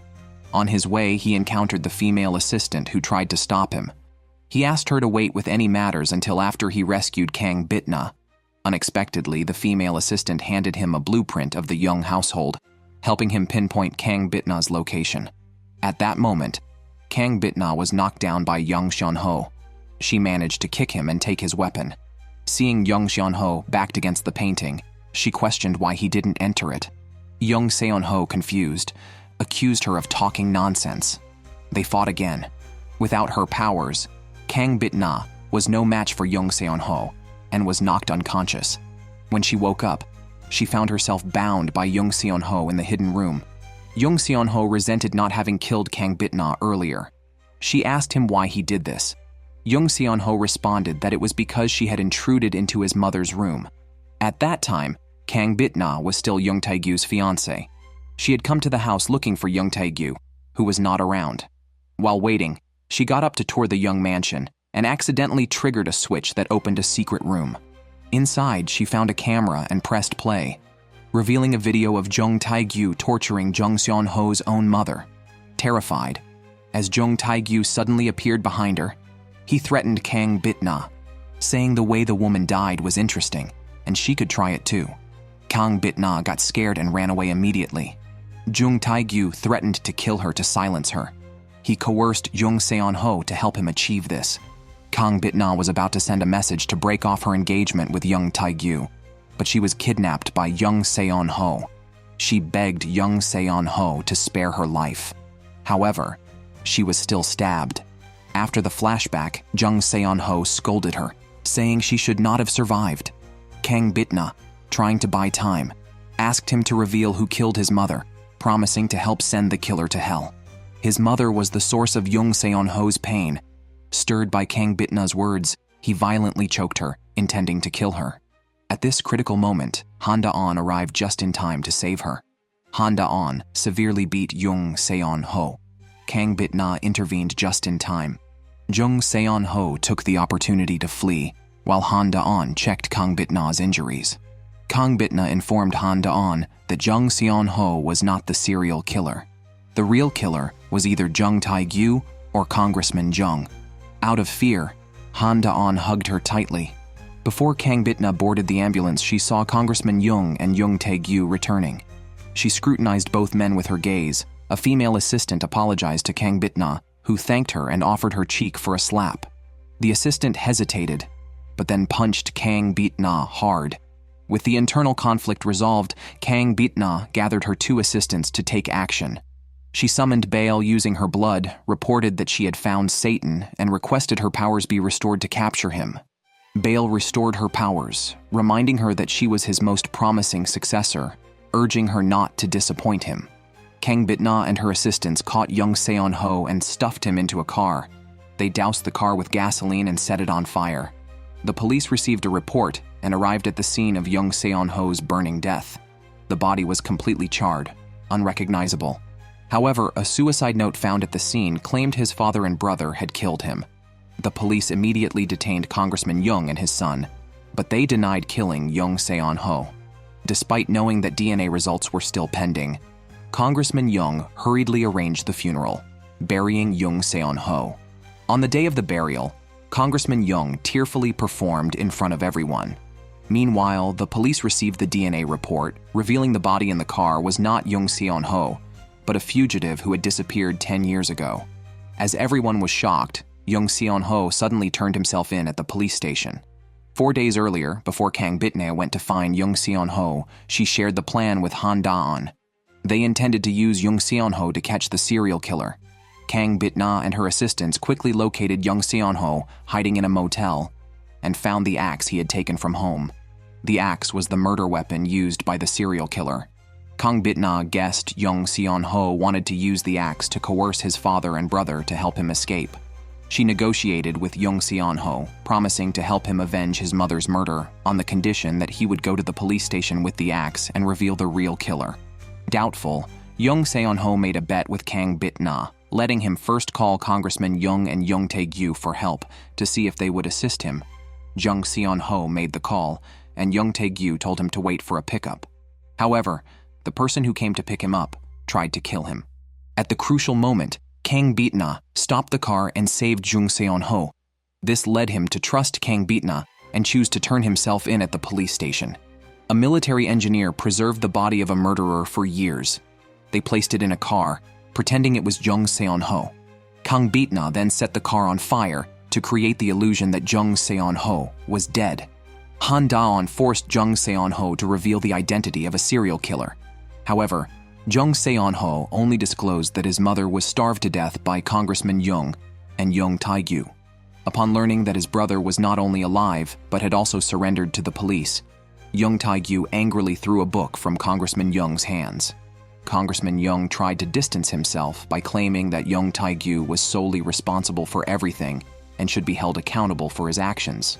Seeing Congressman Jung choosing to place all the blame on him at this critical time, Jung Tae-gyu decided to retaliate. He had found Kalin, a treasure brought from hell by Congressman Jung, and used it to threaten him to check if the murder weapon, an axe, was still in the secret room. Eventually, their true identities were revealed. Congressman Young was Satan who had escaped from hell, and Young Tae-gyu was the serial killer. Satan went to the secret room and found the axe missing. Only a demon could enter the secret room. Remembering he had seen Kang Bit-na at his doorstep, Satan realized she was also a demon from hell. Coming out of the secret room, Satan negotiated with Young Tae-gyu, offering him a fake identity and passport, all his assets, and safe passage abroad in exchange for Kaylin. Jung Tae-gyu agreed and planned to hand over Kaylin and the money at the airport. Using her demonic sight, Kang Bit-na tracked Jung Tae-gyu and saw him with Kaylin. She immediately set out to capture him. Meanwhile, Jung Tae-gyu received an ID card and passport from Satan, who asked to see Kaylin first. As Jung Tae-gyu placed Kaylin on the table just as Satan was about to take it, Jung Tae-gyu pulled a gun and aimed it at Satan. Satan had once told him that when a demon inhabits a human body, the demon perishes with the host's death. After saying this, Jung Tae-gyu shot and killed Satan. Jung Tae-gyu thought everything was going according to his plan as he reached the airport. However, during passport control, a staffer stabbed him in the thigh. Looking down, he saw the staffer transform into Satan. The scene suddenly changed, and Jung Tae-gyu found himself at home, with Satan alive and unharmed. Satan revealed that everything was an illusion created by his greed. Since Jung Tae-gyu wanted him dead, Satan decided to make him spend the rest of his life in prison. Satan took Kaylin and entered the secret room. In pain but desperate to escape, Jung Tae-gyu fled. The police obtained forensic results from the axe, confirming Jung Tae-gyu as the serial killer.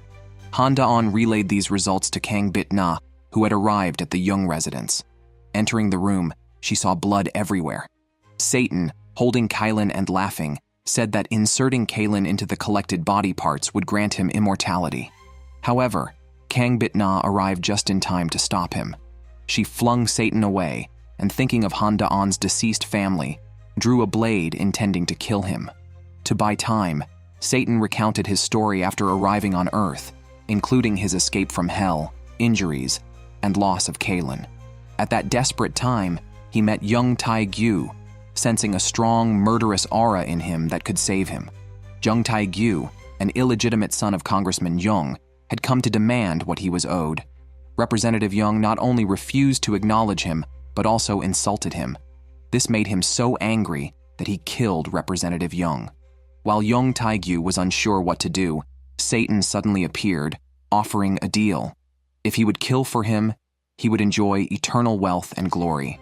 Satan exploited his desires, showing him a vision of his successful future. Jung Tae-gyu agreed to the deal. Satan then possessed Representative Young's body, and together they killed many people.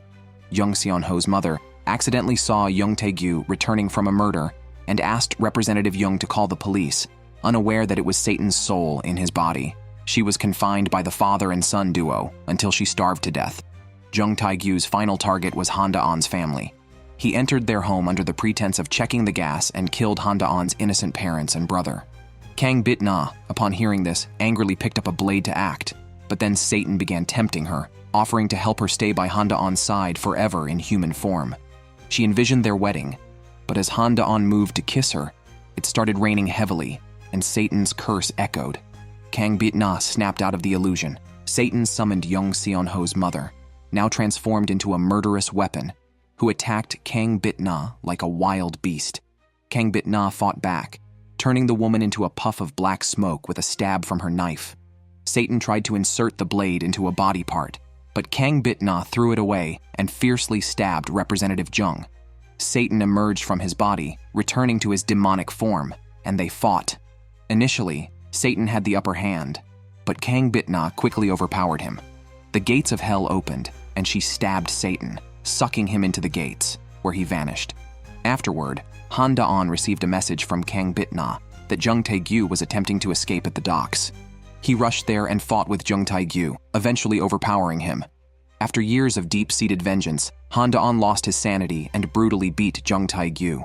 Despite this, the crazed Jung Tae-gyu provoked Han Da-on by detailing how he had killed their team leader. That night, the team leader had confronted Jung Seon-ho with a gun, but Jung Tae-gyu shot her. He tortured her cruelly, and as she used her last strength to write his name with a nail on her arm, Jung Tae-gyu chopped it off when he discovered her actions. Hearing of his leader's fate, Han Da-on could no longer hold back and picked up a fire extinguisher to kill Jung Tae-gyu. He remembered Kang Bit-na's words about sacrificing herself to protect him from hell if he killed Jung Tae-gyu. Recalling his leader's teachings about never forgetting his duty as a police officer, he ultimately put down the extinguisher and arrested Jung Tae-gyu. Leaving, Han Da-on saw Kang Bit-na waiting for him and embraced her, moved to tears. All the victims' families gathered in court to see Kang Bit-na deliver justice to Jung Tae-gyu. Before she could start, however, the hellish Lord Baal appeared, threatening her to acquit Jung Tae-gyu and then punish him by sending him to hell. If Kang Bit-na defied the order, she would face a terrible death. In anticipation, she approached the judge's bench but said only one sentence: "The trial will not proceed."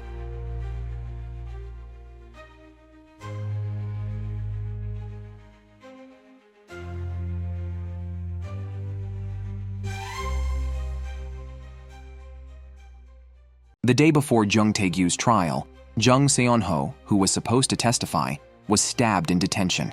Kang Bit-na announced the trial would be postponed for 2 days. Han Da-on visited Jung Seon-ho in the hospital, urging him to recover well and attend the trial on time.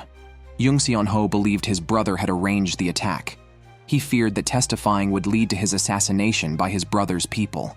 To save his life, he suddenly changed his mind and refused to testify. Upon hearing this, Kang Bit-na instructed Han Da-on to look for a video of Jung Tae-gyu abusing their mother, suspecting there might be more videos of other victims. Meanwhile, Kang Bit-na went to see Jung Tae-gyu herself. To lower his guard, she falsely claimed she wanted to live forever in a human body and needed his help to kill someone, offering his release from charges as a reward. Despite disliking Kang Bit-na, Jung Tae-gyu agreed to cooperate, and she reminded him to stay calm during the trial as if it were all an act. When the trial began, the prosecution read the charges, accusing Jung Tae-gyu of brutally murdering a police chief, and demanded life imprisonment. Kang Bit-na questioned Jung Tae-gyu about other murders dating back 25 years. As the situation intensified, Jung Seon-ho appeared in court to testify against his brother. Han Da-on had convinced him to speak out if he wanted to avenge their mother and preserve his conscience. Jung Seon-ho accused Jung Tae-gyu of ordering him to kill tenants who refused to move, starting with a single mother, but he was thwarted by a neighbor. The police chief had been watching and was attacked by Jung Tae-gyu, who tortured him to death. Years earlier, Jung Tae-gyu also killed a student in their building, which Jung Seon-ho witnessed but was too scared to report. Guilty, he visited the crime scene to pay respects, but was mistaken by the student's mother as the murderer. Jung Tae-gyu's lawyer accused Jung Seon-ho of lying, claiming his testimony was unreliable. After the first trial session, Kang Bit-na urged Han Da-on to find evidence quickly, fearing Jung Tae-gyu's political connections might get him released. Fortunately, they discovered Jung Tae-gyu's secret base with a video recorder and murder videos. Kang Bit-na watched a video of Han Da-on's family being killed, which was painful. At the next hearing, Kang Bit-na revealed she had seen Jung Tae-gyu's murder videos, confirming he was the serial killer. Jung Tae-gyu admitted to killing 13 people. Kang Bit-na asked him to confess his crimes to the families of the victims present. Jung Tae-gyu began to speak in front of the grieving families of the victims. He grew up in poverty and knew its bitterness well. He recalled how he had to forsake his dignity for mere pennies, a humiliation he could never forget. When he became wealthy, he resolved to free those trapped in poverty like him with no hope or future. His method of liberation was to kill them. However, he found pleasure in the act of killing and filmed the murders to satisfy his twisted psyche. Watching the victims beg pitifully made him feel like a god controlling their fates. The families in the audience were furious and wanted to kill Jung Tae-gyu. Han Da-on, the sole survivor of the serial killings, described the horror of witnessing his family's murder. He reminded the court that the world might have forgotten them, but pleaded with Kang Bit-na for a fair judgment to show that the law had not abandoned them, to lift them from their agony. Kang Bit-na, moved by Han Da-on's plea and trust, felt conflicted. Saving others meant sacrificing her own life, leaving her unsure of what to do. Gabriel invited Kang Bit-na to dinner, now considering her a friend. He suggested she follow Bael's orders to release Young Tae-gyu and judge him by the rules of hell to save herself. However, Kang Bit-na wanted to provide closure for the families, or her conscience would not be at peace. Her assistants and a demon worker knelt and pleaded with her to reconsider. If she followed hell's rules, she could return to hell. The male assistant warned that if Han Da-on knew Kang Bit-na had disappeared because of him, he would struggle to carry on. But Kang Bit-na had made her decision and warned them not to tell Han Da-on. At the final hearing, Kang Bit-na announced that the sentencing for Young Tae-gyu's murder of the police chief was insufficient. Although the statute of limitations had passed for the serial killings, the victims' families demanded severe punishment, and the law would not forgive. Kang Bit-na sentenced Young Tae-gyu to death, and the families wept, thankful that the murderer was punished. But nobody knew the cost Kang Bit-na would pay for this decision. Kang Bit-na met with Han Da-on, who embraced her and asked her to go somewhere with him. They visited the graves of Han Da-on's family and the chief. Han Da-on cried and consoled the spirits, stating the villain had been punished and he would live strongly from now on. The court sentenced Young Seon-ho to 15 years in prison. Kang Bit-na visited him, and he pretended to attack her, but slipped her a note. Following the note's instructions, Kang Bit-na delivered the retrieved item to the apartment's elder sister. It was her son's belonging, picked up by Young Seon-ho when he went to pay respects years ago. The elder sister found hand cream in the bag with a note expressing sympathy for her hard work. She cried. Soon after, Young Seon-ho died in prison. Meanwhile, Young Tae-gyu received a note about special leave and applied to go out under the guise of mourning his brother. 2 police officers escorted him to the funeral, only to find that Young Tae-gyu had vanished. A hell messenger sent by Bael is set to execute Kang Bit-na. Kang Bit-na requests to do one last thing. Her subordinates will repay this favor in the future. Kang Bit-na, heavy-hearted, bids farewell to Han Da-on, saying she is going to a far place. Han Da-on thinks she's been transferred to work elsewhere and promises to visit her often. Kang Bit-na holds Han Da-on's hand, looks into his eyes, and says goodbye with deep emotion and solemnity. Han Da-on thinks they will meet again soon, unaware this is their last encounter. A female assistant bursts into the police station, furiously accusing Han Da-on because of him. Kang Bit-na is about to die. Shocked, Han Da-on runs to find Kang Bit-na, but arrives too late. Kang Bit-na, covered in blood, has already faced her punishment and collapses. Han Da-on rushes her to the hospital, but she is gravely injured. The doctor solemnly announces Kang Bit-na's death. Devastated, Han Da-on's tears fall on Kang Bit-na's face, when suddenly, a miracle occurs. Kang Bit-na's heart starts beating again. Recently, Kang Bit-na faced punishment in hell. Bael sentenced her to pass through the gates of death with no return. The deceased Gabriel appears, informing Bael she represents the will of God. Kang Bit-na's death sentence for Young Tae-gyu comforted many grieving people, yet cost her own life. Therefore, God grants Kang Bit-na life again, and commands Bael to obey God's will. Bael hears and steps back. Kang Bit-na asks Gabriel why she was told to release Young Tae-gyu. Gabriel explains it was her final test, pleased that she passed, proving her true goodness. Gabriel, who needed to protect her, lays a hand on Kang Bit-na's stomach, allowing her to return to the living. Kang Bit-na wakes up in her hospital bed with Han Da-on by her side. Ignoring his protests, she lets Han Da-on see that her wounds are healed. Then, Han Da-on receives a call from the police station. Young Tae-gyu has suddenly disappeared. Kang Bit-na springs into action, intending to rejudge Young Tae-gyu by the rules of hell. Meanwhile, Young Tae-gyu receives a passport from his lawyer, planning to flee abroad. Distrusting everyone, he kills the lawyer. Kang Bit-na instructs her assistant to impersonate Young Tae-gyu and send a message claiming there's a problem with the passport. Young Tae-gyu returns home, where Kang Bit-na has been waiting for a long time. Using her demon eye, she pulls Young Tae-gyu into her world.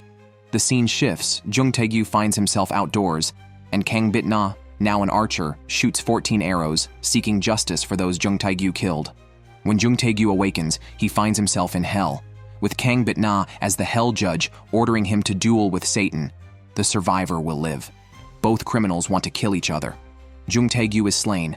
Satan is taken away, but Kang Bit-na is not quick to forgive Young Tae-gyu. The scene changes again. Young Tae-gyu appears in Han Da-on's home, Kang Bit-na enters and chops off his hand with a knife, in the same manner Jung Tae-gyu had cruelly killed Han Da-on's family. She seeks justice for the loved ones of those she cares about. Kang Bit-na approached Jung Tae-gyu with an axe. Jung Tae-gyu knelt down and begged for mercy. He found his severed hand had regrown and he was back in his own home. Kang Bit-na forced him to wear a prison uniform. Jung Tae-gyu was weakened from being beaten by Kang Bit-na. Kang Bit-na ordered him to apologize to the innocent victims and their grieving families. Jung Tae-gyu complied, but forgiveness is not the victim's duty. He deserved to be punished in hell.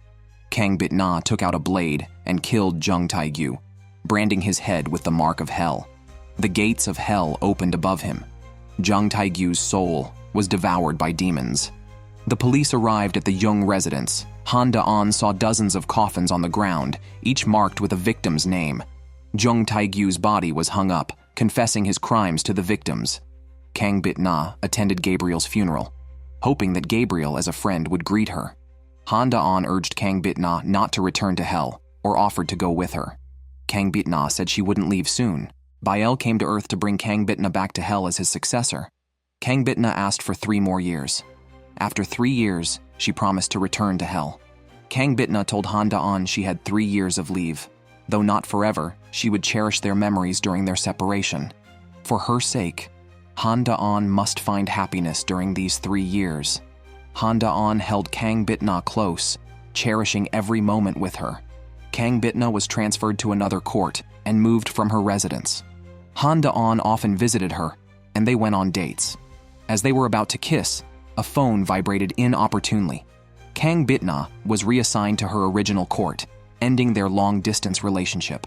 Soon after, Kang Bit-na moved back and saw Han Da-on daily. Han Da-on worried she might tire of him.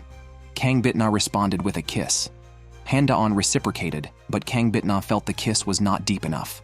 The depth of the kiss reflected Han Da-on's longing for her. Upon hearing this, Han Da-on kissed her deeply.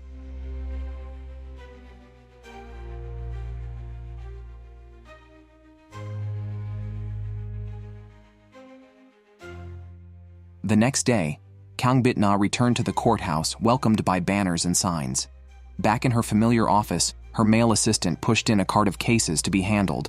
Her busy work resumed. At lunch, Kang Bit-na ran into the daughter of a deceased team leader and a male classmate. Though strangers, the classmate presumptuously asked Kang Bit-na to buy them burgers. While the daughter fetched ice cream, Kang Bit-na commented on the classmate's inappropriate behavior of moving someone else's fries to his plate. He explained that this is how friends share fries. In the glass reflection, Kang Bit-na spotted the angel Gabriel, revealing the classmate was an angel. Kang Bit-na returned to work overtime. Bael, the ruler of hell, suddenly appeared with an offer. She had 1 year left before returning to hell. If she killed 10 sinners and sent them to hell in the remaining time, she could live as a human. Otherwise, she would return to hell as agreed. Kang Bit-na didn't know how to choose. She shared her dilemma with Han Da-on. To privately judge criminals, she would have to issue lighter sentences in court. This would harm the victims, making her feel unworthy as a judge. Han Da-on's response was simple. Whatever path Kang Bit-na chose would be the right one. He would support her unconditionally. With Han Da-on's words, Kang Bit-na found the courage to make a choice. The next day was the trial. The defendant was disdainful, planning to drink after the trial. The victim was severely injured and still in the hospital. The defendant showed no remorse, saying the victim was still alive. Kang Bit-na, angry, crushed a can in her hand. She ended the trial with a smile. Leaving the court, Kang Bit-na was surrounded by visiting children. She patiently answered their questions. Justice meant good people could live happily, and the wicked received their due punishment. Asked if she was a good or bad judge, Kang Bit-na answered, she was a judge from hell.